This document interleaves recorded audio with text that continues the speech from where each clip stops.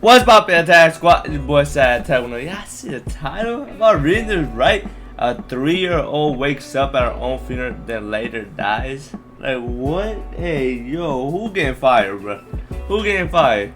Like, bro, how is that shit even possible, bro? I ain't no doctor, so I'm trash with all this anatomy, whatever that shit's called, bro, whatever. But how is that even possible, bro? Imagine waking up.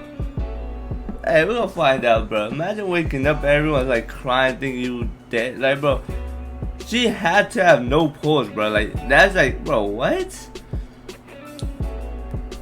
How is that shit even possible, bro? Like, you don't even gotta be the top-notch doctor and see if someone got a pulse or not. Like, what? Let's check this out, man. As a family, bro, what?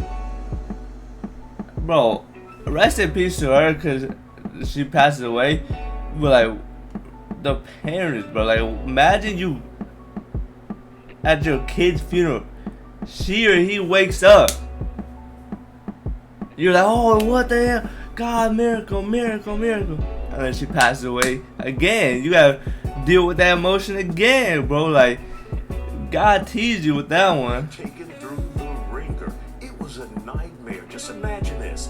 After a 3-year-old wakes up at her own funeral. That's what this I'm happened saying. in Mexico. Camila Roxana Martinez Mendoza's family says doctors initially declared she died from a stomach infection. Once her mother noticed she was breathing inside of her coffin, she was rushed to the hospital. But doctors could. Oh, she didn't. I was assuming she like woke up and like she's like, hey, yo, she breathing, my boy. What? So this whole time they could have been treating that whole virus rather than letting her, bro. She could have probably been, bro. So they could have tried to rescue her with that freaking stomach virus, but that whole time they're trying to set up a funeral and this and that. But doctors couldn't save her. Here's a medical explanation for I'm so confused though. Like, I'm so confused at the situation. Strangeness. We're gonna watch it.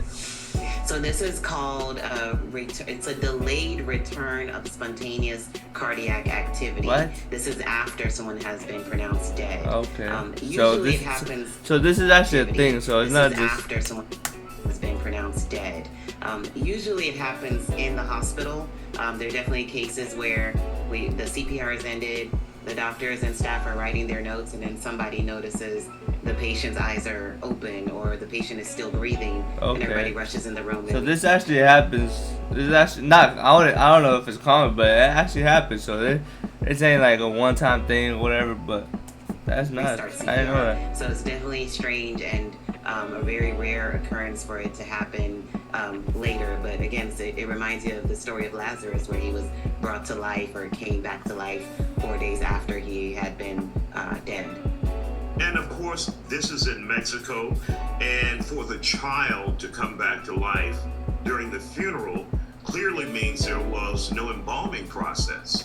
That's true. That's true. And, you know, in different traditions, I assume have their way of preparing bodies. And so I really, I'm not sure what we can. I can definitely kind of speak to is why or how this could happen. This can be caused by a hyperinflation, or when you're pumping air into the lungs during CPR. Hey yo, this light hit me right in the eyes, bro. That's why my eyes are hella low right now. Push air into the lungs. That air can actually stop some of the blood flow that you're trying to get to the heart from getting there. And so when you now decide, okay, this is not working, we're going to pronounce this child dead or person dead, that air is now getting out of the body, and now blood flow is allowed to come back to the heart, and then the heart can start and kick back. Again, very rare, not something that happens very often. In fact, there are probably maybe 50 cases actually reported in medical literature in all time. Now, do you think there was a possibility of ever saving her if she came back, or was this just a rare occurrence?